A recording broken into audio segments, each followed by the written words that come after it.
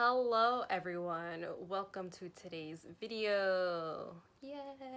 So today I decided to do a video on 5 beauty tips that are super affordable that I think everyone should know. These are things that I do or I used to do, and it's super helpful because I don't have to buy all this extra unnecessary stuff. I can easily just use stuff that I have at home.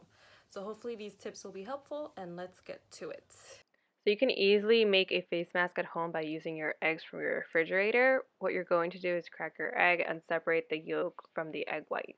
Once you did that, you're going to mix the egg white thoroughly, and you are going to take a brush like this and you're going to evenly apply the mask all over your face.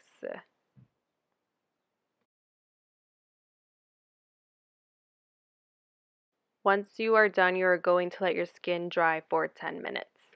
After 10 minutes, you are going to rinse your face off with some warm water. Your skin is going to feel a lot softer and a lot more tighter, as well you'll get a nice little glowing effect from it. Using eye cream helps diminish fine lines and it helps reduce the first signs of aging. Since most eye creams contain ingredients that help fight fine lines, I think it is very beneficial to also apply it to smile lines as well as your forehead.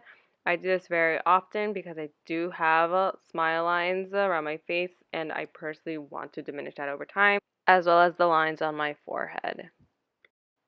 So using Vaseline is a cheap alternative to remove waterproof eye makeup. You can easily buy a giant tub of Vaseline from your local drugstore for less than $2.